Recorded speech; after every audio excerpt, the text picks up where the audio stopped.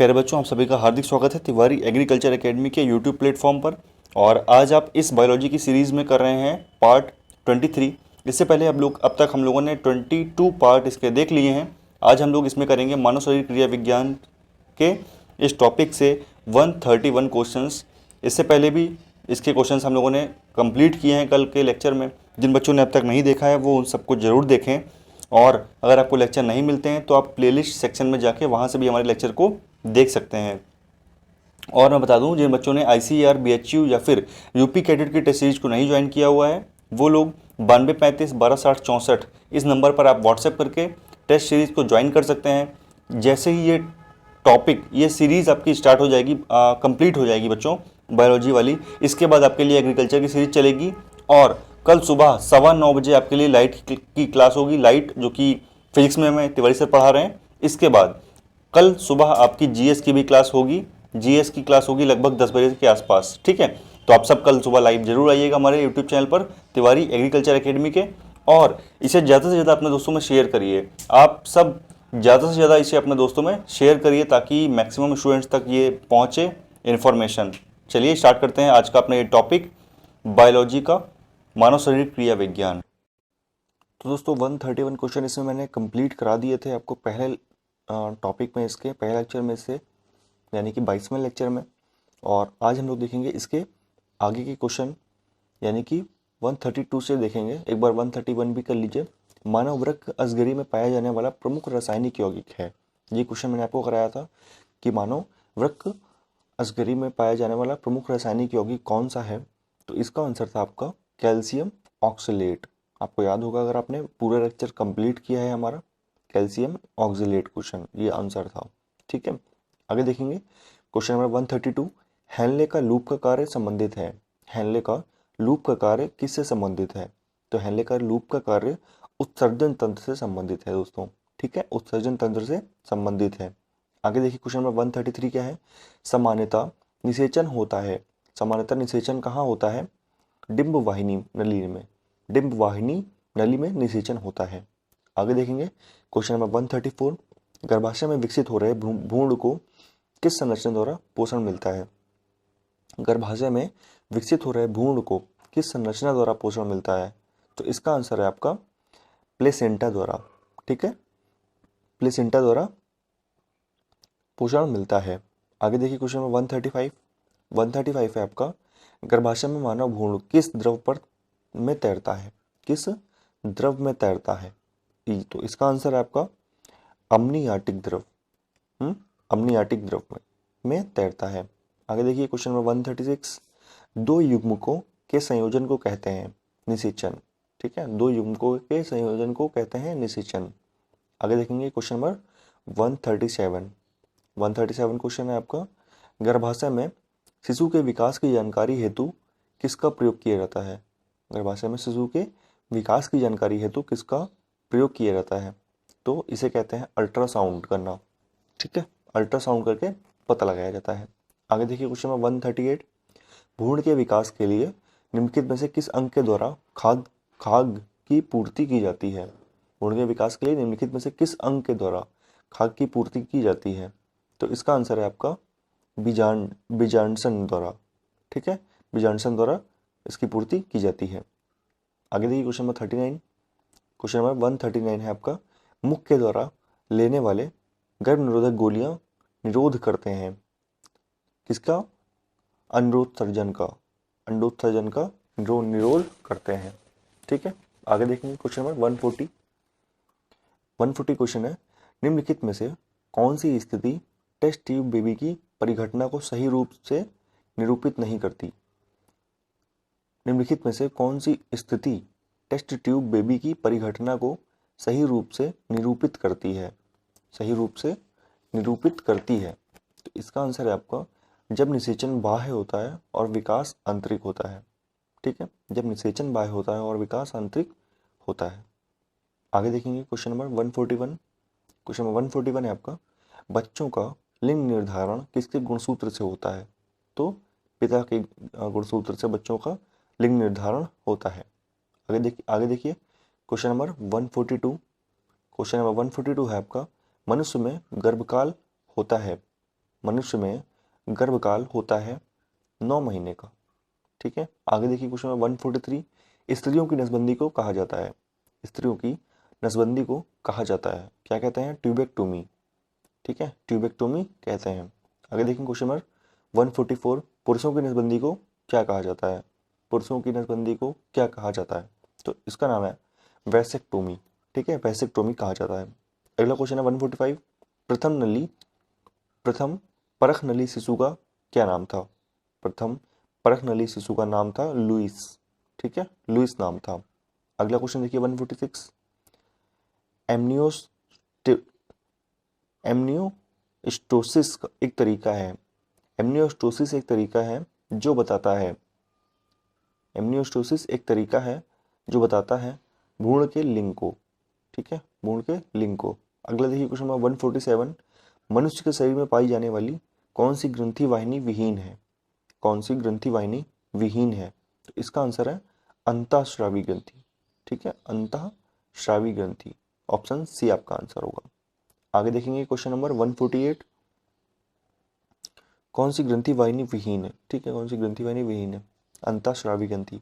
अगला है आपका 148, वाहिनी विहीन ग्रंथियों के श्रवण को कहते हैं।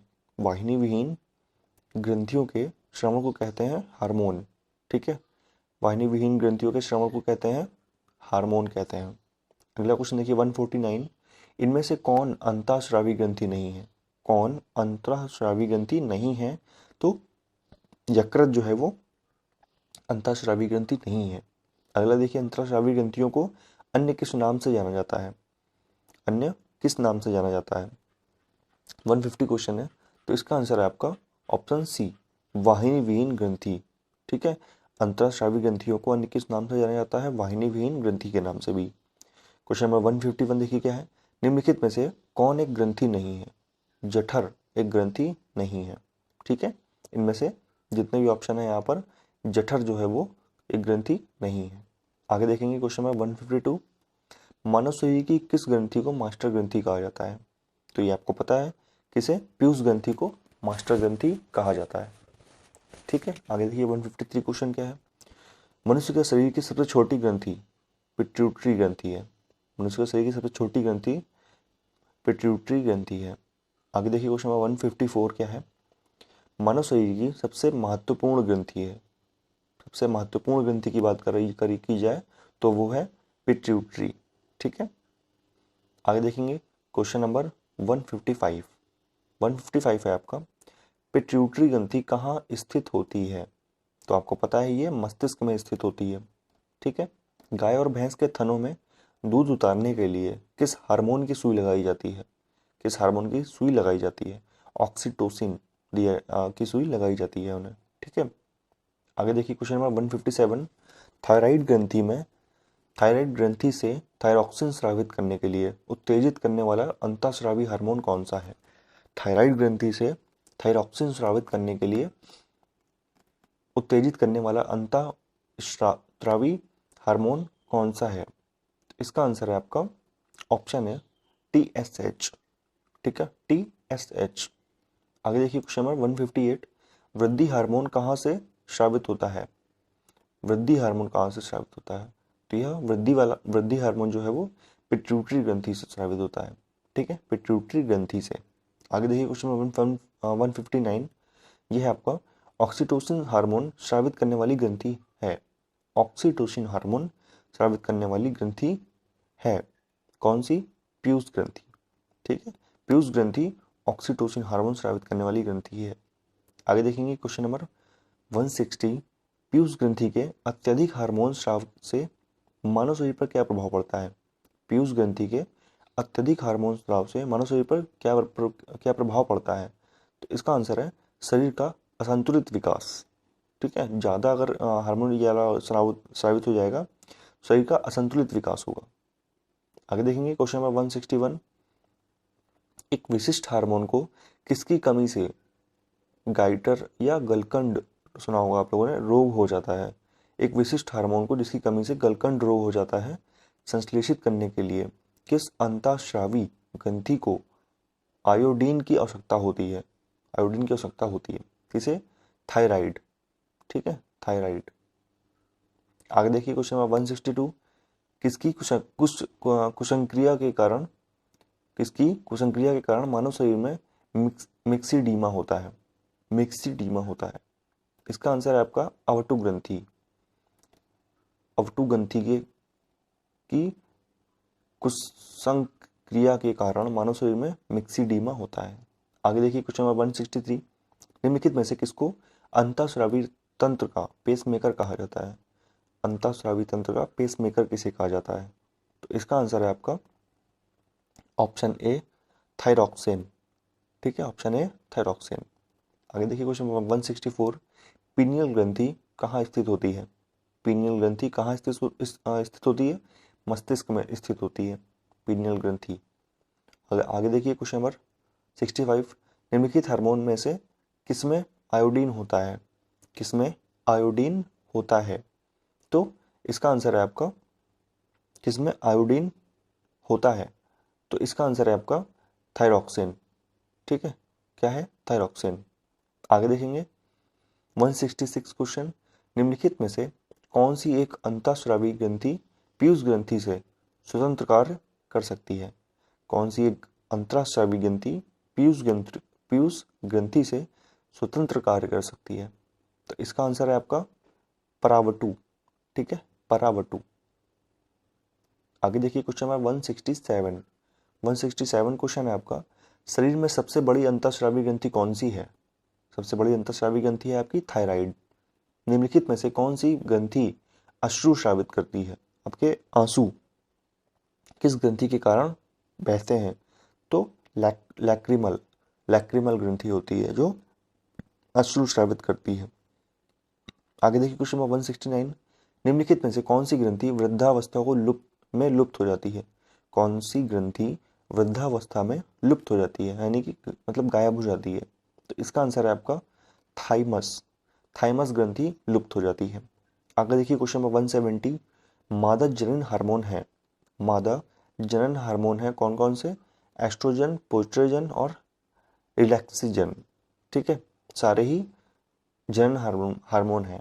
आगे देखिए अगला क्वेश्चन है 171, नर लैंगिक हार्मोन कौन सा है? टेस्टोस्टेरोन। ठीक है, टेस्टोस्टेरोन नर लैंगिक हार्मोन है। आगे देखिए क्वेश्चन नंबर 172, निम्नलिखित में से कौन सा स्त्रीलिंग हार्मोन है? कौन सा स्त्रीलिंग हार्मोन है? तो इसका आंसर है एस्ट्रोजन। ठीक है, एस्ट्रोजन। आगे देखिए क्वेश्चन नंबर 173 है आपका, एस्ट्रोजन का स्राव होता है कैफ्रियन पुटिकाओं द्वारा। ठीक है, कैफ्रियन पुटिकाओं द्वारा। आगे देखेंगे क्वेश्चन नंबर 174, कौन सा हार्मोन लड़ो उड़ो हार्मोन कहलाता है? लड़ो उड़ो हार्मोन कहलाता है। तो इसका आंसर है आपका एड्रिनलिन। ठीक है, एड्रिनलिन। आगे देखिए क्वेश्चन नंबर 175, क्वेश्चन नंबर 175, इसका आंसर है आपका, क्वेश्चन देखिए पहले, मानव शरीर में रक्तचाप नियंत्रित होता है किससे? अधिवृक्क ग्रंथि से। कैसे नियंत्रित होता है? अधिवृक्क ग्रंथि से। आगे देखिए क्वेश्चन नंबर 176, जीवन रक्षक हार्मोन किस ग्रंथि से स्रावित होते हैं?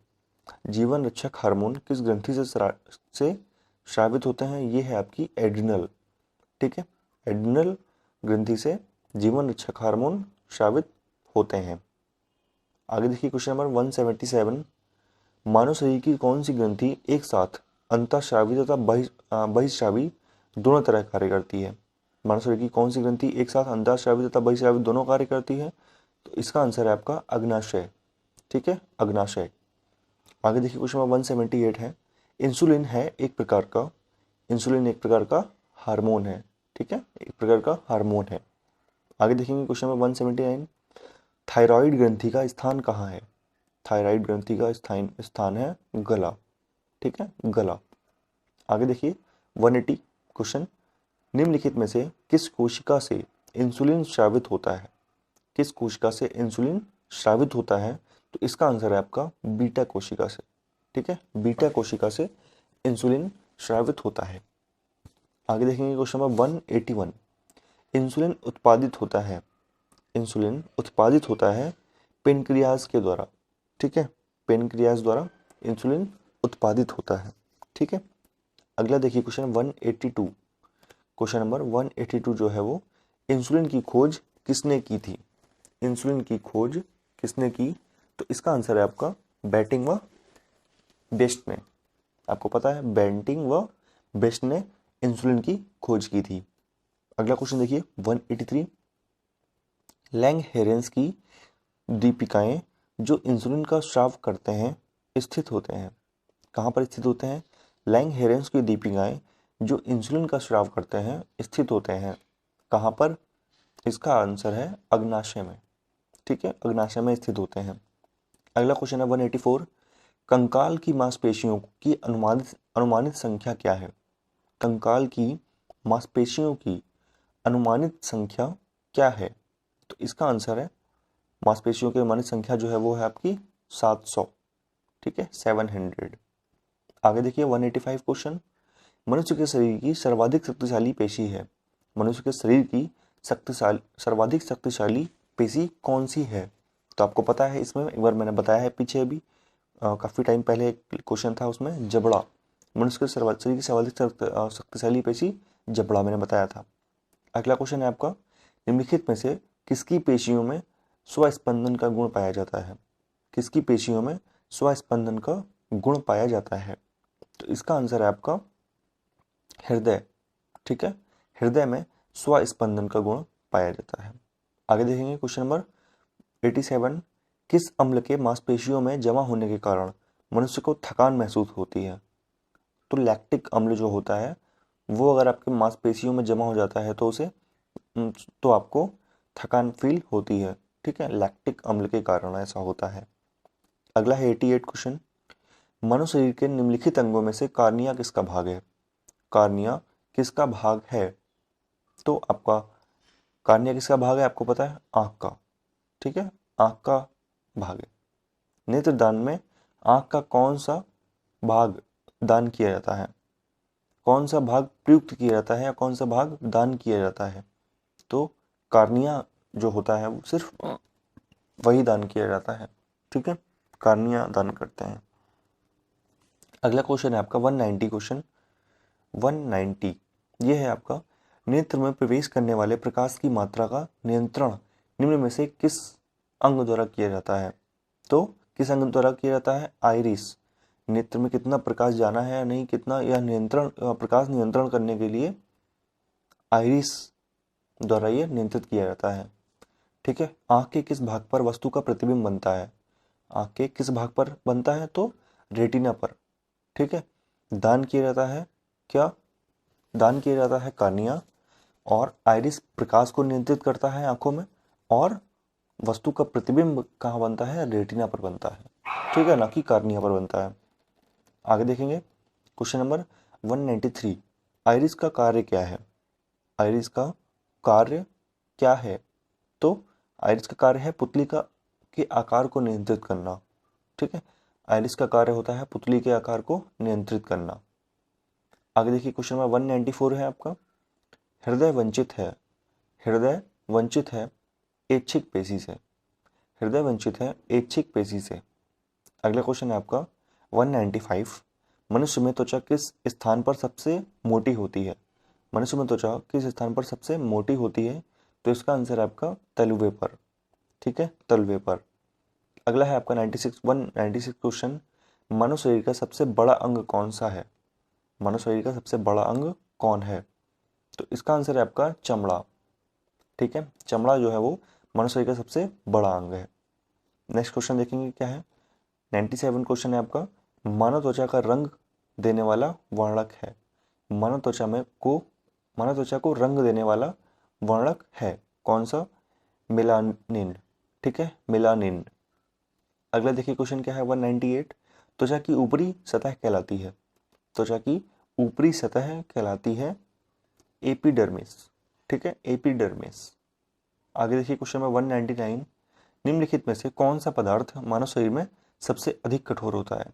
निम्नलिखित में से कौन सा पदार्थ मानव शरीर में सबसे अधिक कठोर होता है? तो इसका आंसर है आपका, क्या आंसर है इसका? दंत वल्क। ठीक है, दंत वल्क। कौन सा पदार्थ मानव शरीर में सबसे अधिक कठोर होता है? दंत वल्क। आगे देखेंगे क्वेश्चन नंबर 200। कशेरुक जंतु के शरीर को सर्वाधिक कठोर भाग होता है। कशेरुक जंतु होते हैं, उनके शरीर का सर्वाधिक कठोर भाग कौन सा होता है? इसका आंसर है आपका इनेमिल। ठीक है, इनेमिल। ठीक, कशेरुक जंतु के शरीर का सबसे सर्वाधिक भाग होता है इनेमिल। तो आगे देखेंगे अब क्वेश्चन नंबर 201, 201। मानव शरीर का कौन सा अंग पुनरुद्भवन को प्रदर्शित करता है? मानव शरीर का कौन सा अंग पुनरुद्भवन को प्रदर्शित करता है? तो यकृत। ठीक है, यकृत जो है वो पुनरुद्भवन को प्रदर्शित करता है। अगला क्वेश्चन है आपका 2 नंबर। मानव विकास के कौन से अंग का प्रत्यारोपण नहीं किया जा सकता? कौन से अंग का प्रत्यारोपण नहीं किया जा सकता? मस्तिष्क का प्रत्यारोपण आप नहीं कर सकते हैं। ठीक है, अगला है आपका क्वेश्चन नंबर 3। निम्नलिखित में से कौन सा एक अवशेषी अंग नहीं है? कौन सा एक अवशेषी अंग नहीं है? तो डायफ्राम। ठीक है, डायाफ्राम या डायफ्राम अवशेषी अंग नहीं है। अगला देखिए क्या है, क्वेश्चन नंबर 204। बाकी सारे ही अवशेषी अंग हैं। अगला देखिए क्या है, मनुष्य की आंसू में कौन सा एंजाइम होता है जिससे जीवाणु मर जाते हैं? मनुष्य के आंसू में कौन सा एंजाइम होता है जिससे जीवाणु मर जाते हैं? तो इसका आंसर है आपका लाइसोजाइम। ठीक है, लाइसोजाइम। अगला क्वेश्चन है 205। किसी प्राणी के शरीर के समस्त भार का अधिकांश भाग होता है। किसी प्राणी के शरीर के समस्त भार का अधिकांश भाग होता है जल। ठीक है, जल होता है। क्वेश्चन नंबर 206 है आपका, किस प्रक्रिया द्वारा श्वसन के दौरान गैसें रुधिर में प्रवेश करती हैं और फिर उसे छोड़ती हैं? ठीक है, किस प्रक्रिया द्वारा श्वसन के दौरान गैसें रुधिर में प्रवेश करती हैं और फिर उसे छोड़ती हैं? इसका आंसर है आपका परासरण क्रिया के द्वारा। ठीक है, परासरण क्रिया के द्वारा। अगला क्वेश्चन है 207। अगला क्वेश्चन देखेंगे एक बार हम लोग। मानव शरीर में अनिवार्य एमिनो अम्ल की संख्या होती है। मानव शरीर में अनिवार्य एमिनो अम्ल की संख्या होती है 20। ठीक है, 20। Option B 20। मानव शरीर में अनिवार्य एमिनो अम्ल की संख्या 20 होती है। अमीनो अम्ल की संख्या 20 होती है। Question number 208। 208 क्वेश्चन है आपका, मायोग्लोबिन मायोग्लोबिन में कौन सी धातु होती है? मायोग्लोबिन में कौन सी धातु होती है? तो इसका आंसर है आपका तांबा। मायोग्लोबिन में तांबा धातु होती है। ठीक है, मायोग्लोबिन में तांबा धातु होती है। अगला देखिए क्वेश्चन नंबर 209। एक वयस्क पुरुष के लिए सामान्य हीमोग्लोबिन मात्रा प्रति 100 ml रक्त है। एक वयस्क पुरुष के लिए सामान्य हीमोग्लोबिन मात्रा प्रति 100 ml रक्त है 14.5 ग्राम। ठीक है, 14.5 ग्राम। एक वयस्क पुरुष के सामान्य हीमोग्लोबिन की मात्रा 100 ml रक्त है 14.5 ग्राम। अगला क्वेश्चन देखिए 10वां क्वेश्चन। मानव शरीर का तापमान सामान्य तापमान होता है। सामान्य तापमान कितना होता है? 36.9 डिग्री सेंटीग्रेड। ठीक है, 36.9 डिग्री सेंटीग्रेड। क्वेश्चन नंबर 110 हो गया था। मानव शरीर का सामान्य तापमान होता है कितना? 36.9 डिग्री सेंटीग्रेड। ठीक है, अगला देखिए 11 क्वेश्चन है आपका, किस शारीरिक प्रक्रम से प्रोथ्रोम्बिन का संबंध है? किस शारीरिक प्रक्रम से प्रोथ्रोम्बिन का संबंध है? इसका आंसर है आपका रक्त जमाव से संबंध है प्रोथ्रोम्बिन का। ठीक है, रक्त जमाव से संबंध है प्रोथ्रोम्बिन का। आगे देखेंगे क्वेश्चन नंबर 12। निम्न में से कौन सा मानव गुर्दे का सामान्य कार्य नहीं है? मानव गुर्दे का सामान्य कार्य नहीं है। इसका आंसर है आपका रक्त में शर्करा की मात्रा का नियंत्रण। ठीक है, कौन सा मानव गुर्दे का सामान्य कार्य नहीं है? रक्त में शर्करा की मात्रा का नियंत्रण है, मानव गुर्दे का सामान्य कार्य नहीं है। आगे देखेंगे क्वेश्चन नंबर 13। क्वेश्चन नंबर 13 है आपका, निम्न कथनों में से कौन सा एक सही है? निम्न कथनों में से कौन सा एक सही है? तो इसमें देखेंगे पहला है आपका, सभी धमनियां ऑक्सीजन रुधिर ले जाती हैं। सभी धमनियां ऑक्सीजनित रुधिर ले जाती हैं। दूसरा है सभी सिराएं ऑक्सीजनित रुधिर ले जाती हैं। तीसरा है फुफ्फुस धमनी के अलावा बाकी सभी धमनियां ऑक्सीजनित रुधिर ले जाती हैं।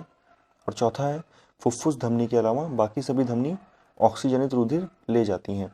तो यहाँ पर जो एक सही है वो है आपका सी ऑप्शन। ठीक है, सी ऑप्शन है आपका, फुफ्फुस धमनी के अलावा बाकी सभी धमनियां ऑक्सीजनित रुधिर लेके जाती हैं। ये आपका जो है सही है। आगे देखेंगे क्वेश्चन नंबर 14। क्वेश्चन नंबर 14 है आपका, कंडरा जोड़ता है। कंडरा जोड़ता है टेंडन, कंडरा जोड़ता है पेशी से हड्डी को। ठीक है, पेशी से हड्डी को, पेशी को हड्डी से जोड़ता है। ठीक है, पेशी को हड्डी से जोड़ता है।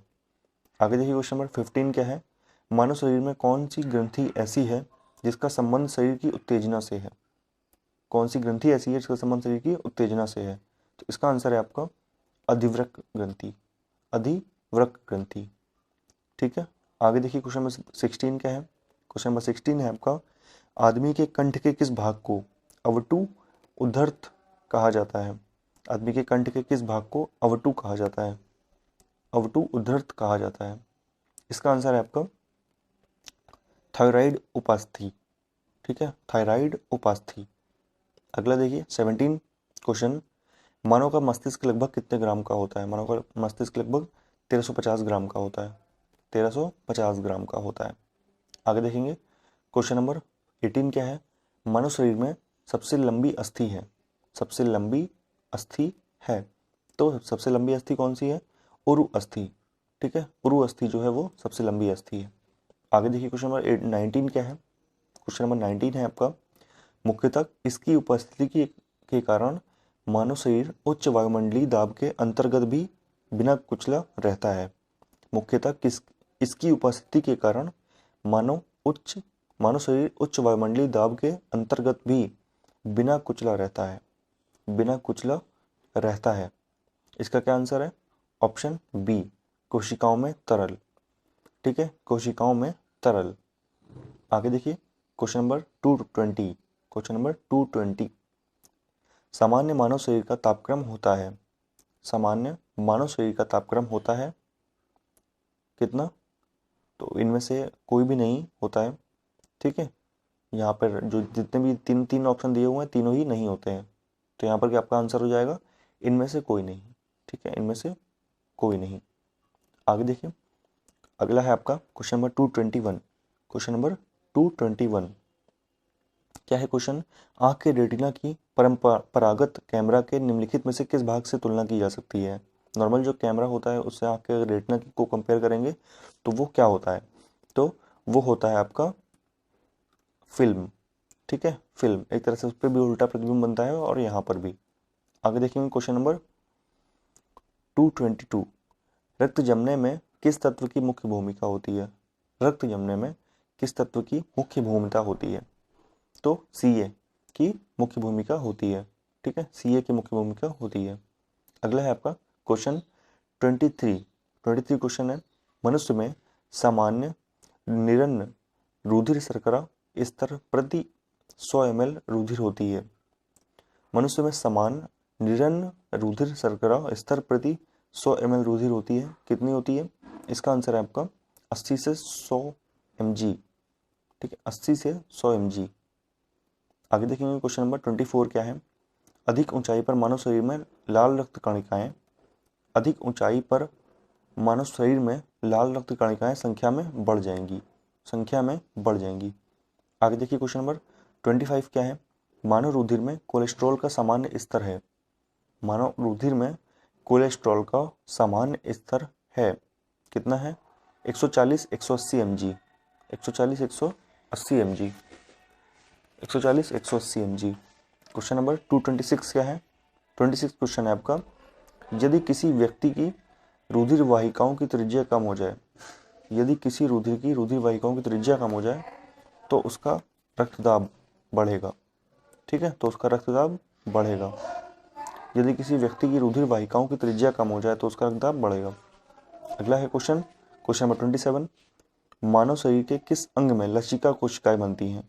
मानव शरीर के किस अंग में लसिका कोशिकाएं बनती हैं? लसिका कोशिकाएं बनती हैं दीर्घ अस्थि, ठीक है, दीर्घ अस्थि में बनती हैं।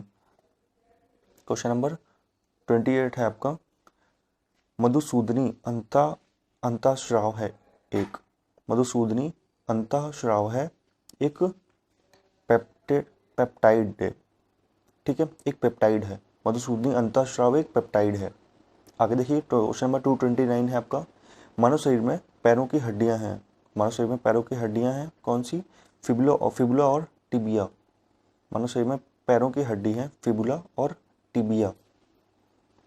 अगला क्वेश्चन है 30 क्वेश्चन, गर्भाशय के लिए वैकल्पिक शब्द क्या है? गर्भाशय के लिए वैकल्पिक शब्द है यूट्रस, ठीक है, यूट्रस।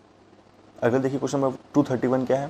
क्वेश्चन नंबर 231 है आपका, हीमोग्लोबिन की अधिकतम बंधुता होती है, हीमोग्लोबिन की अधिकतम बंधुता होती है ऑक्सीजन के लिए, ठीक है, हीमोग्लोबिन की अधिकतम बंधुता होती है ऑक्सीजन के लिए। अगला क्वेश्चन देखेंगे क्या है? क्वेश्चन नंबर 32, निम्नलिखित में से कौन सी ग्रंथि सेक्स हार्मोन को स्त्राव करती है? सेक्स हार्मोन कौन स्त्राव करती है? तो इसका आंसर है आपका एड्रिनल ग्रंथि, ठीक है, एड्रिनल ग्रंथि, एड्रिनल ग्रंथि। आगे देखेंगे क्वेश्चन नंबर 233 क्या है?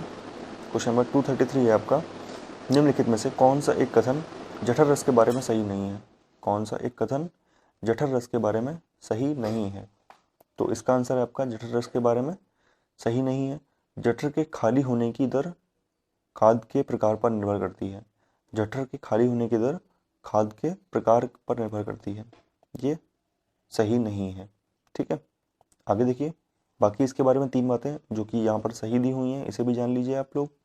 ये है आपकी, जठर एक अस्थायी आशय के रूप में काम करता है, जठर खाद्य को अमाशय रस के साथ मिश्रित कर देता है और जठर अमाशय रस में लाइपेज और एमाइलेज स्रावित करता है।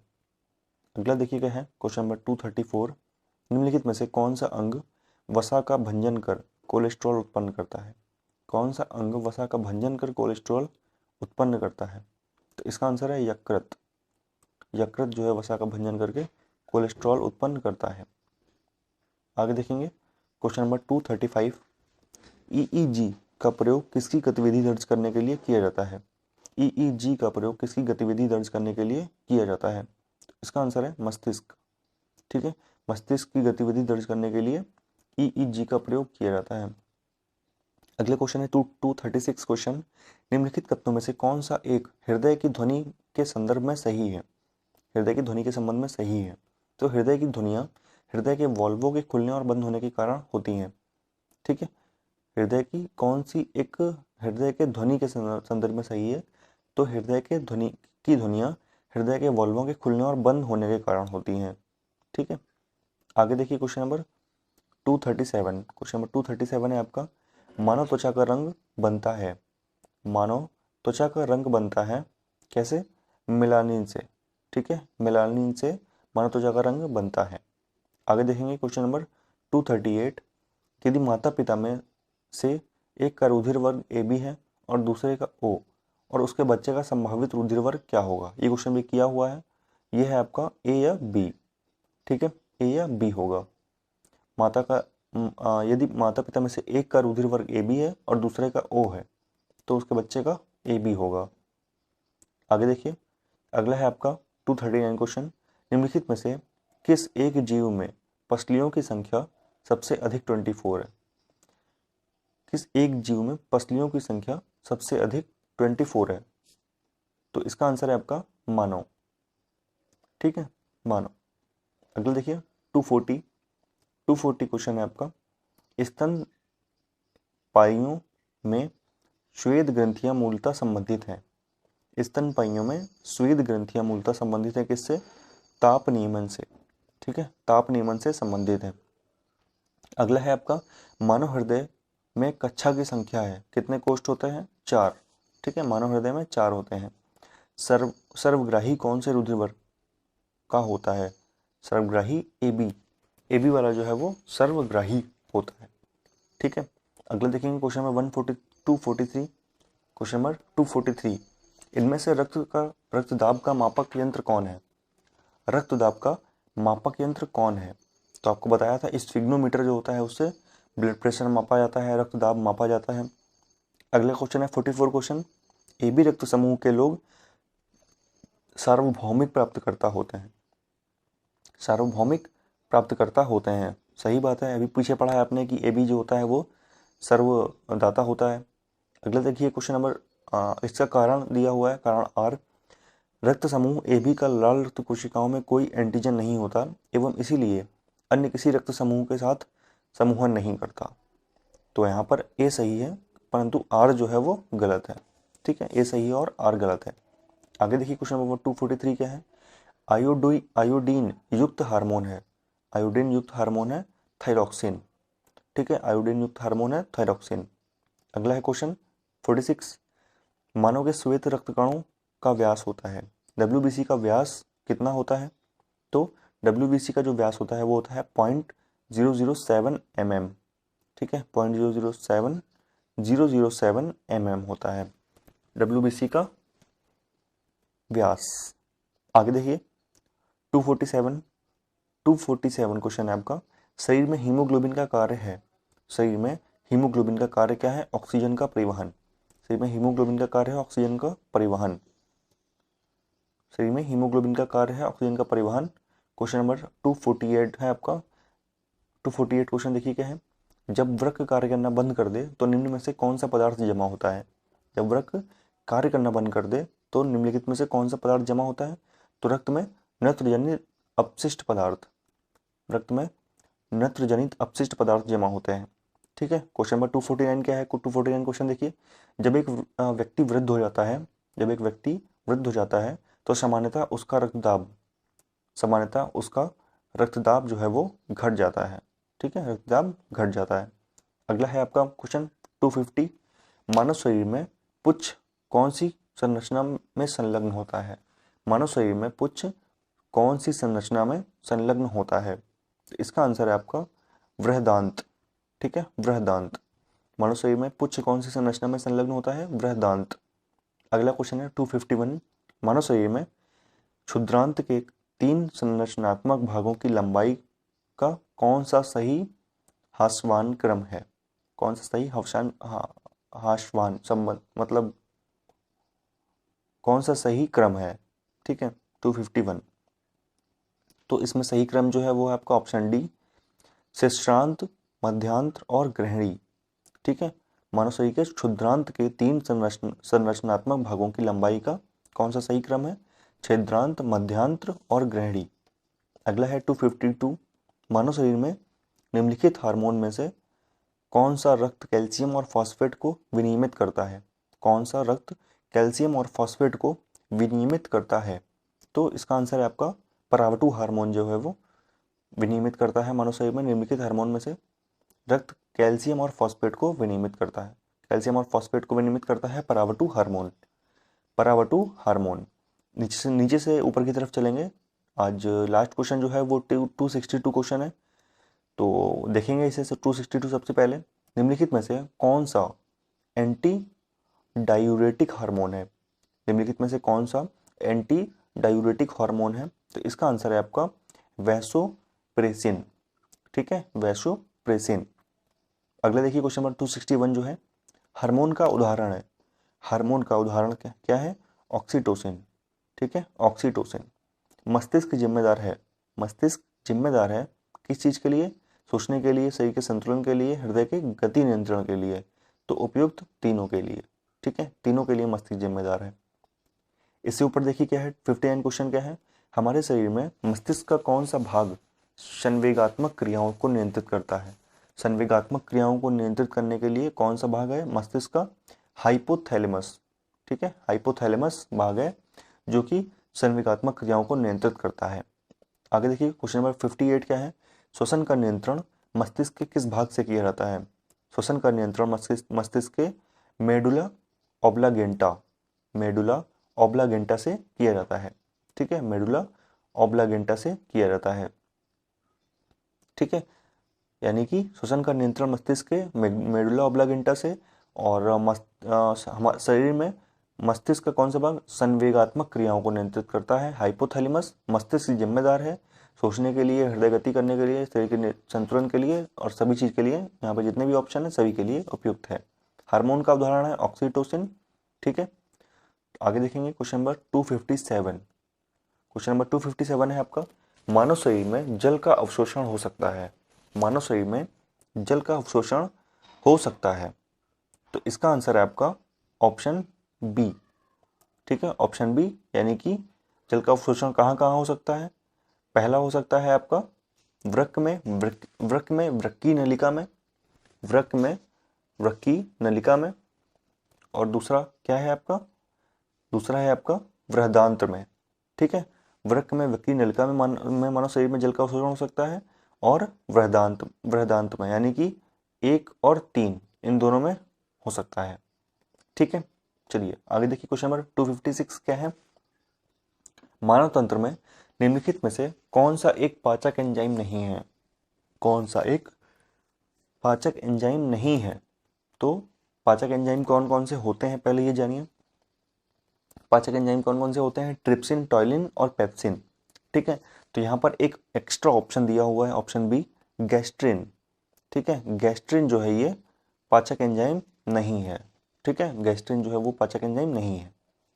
आगे देखिए क्वेश्चन नंबर 255। क्वेश्चन नंबर 255 है आपका, निम्नलिखित में से किस एक की उत्पत्ति यकृत का कार्य है। किस एक की उत्पत्ति यकृत का कार्य है।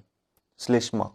ठीक है, श्लेष्मा, किस एक की उत्पत्ति यकृत का कार्य है, श्लेष्मा। क्वेश्चन नंबर 254 है आपका, मानव मस्तिष्क के निम्नलिखित भागों में से कौन सा एक निगरण और उल्टी का नियमन केंद्र है। मानव शरीर के निम्नलिखित भागों में से कौन सा एक निगरण और उल्टी का नियमन केंद्र है।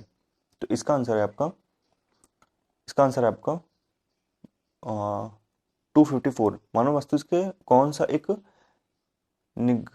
निगरण और उल्टी का नियमन केंद्र है। इसका आंसर हो जाएगा आपका मेडुला ऑब्लागेंटा। ठीक है, मेडुला ऑब्लागेंटा। ठीक है, मुझे इसका मेडुला ऑब्लागेंटा। आगे देखिए क्वेश्चन नंबर 253। 253 क्वेश्चन देखिए क्या है, मानव में शरीर के निम्नलिखित भागों में से किस एक में शुक्राणु डिंब को निषेचित करता है। कौन सा मानव शरीर के शरीर में निम्नलिखित भागों में से किस एक में शुक्राणु डिंब को निषेचित करता है। तो इसका आंसर है आपका डी ऑप्शन, डिंब वाहिनी नली में। ठीक है, डिंब वाहिनी नली में निषेचित करता है।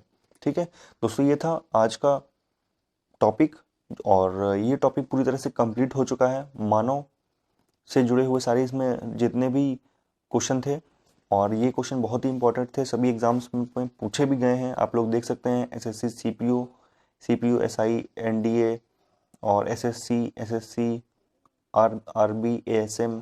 ठीक है, तो एनटीपीसी वगैरह के एग्जाम में, आने वाले एग्जाम में बहुत ही आएंगे ये क्वेश्चन। ज़्यादा से ज़्यादा दोस्तों में इसे शेयर जरूर करिए। और एक टॉपिक बायोलॉजी का बहुत ही इंपॉर्टेंट बचा है जिससे क्वेश्चन पूछे जाते हैं। क्वेश्चन 2 टॉपिक से ही बहुत ज़्यादा पूछे जाते हैं जो आपने कंप्लीट किया, मानव वाला ये, और दूसरा है आपका स्वास्थ्य एवं पोषण जो कि हेल्थ एंड न्यूट्रिशन। तो इससे भी बहुत सारे क्वेश्चन आते हैं, इसे भी आप अच्छे से करिए याद। अगर आपको एक बार में नहीं याद होता है तो आप इसे 2 से 3 बार वीडियो को देखिए, या फिर इसके नोट्स आप खुद अपने हाथ से लिखिए। लिखने से क्या होता है कि आपको याद होती हैं चीज़ें। ठीक है, तो बने रहिए हमारे साथ, मिलते हैं फिर अपने नेक्स्ट लेक्चर में। चैनल को सब्सक्राइब करना बिल्कुल भी मत भूलिएगा। ठीक है, चैनल को सब्सक्राइब करना बिल्कुल नहीं मत भूलिएगा। ख्याल रखिए अपना। Thank you.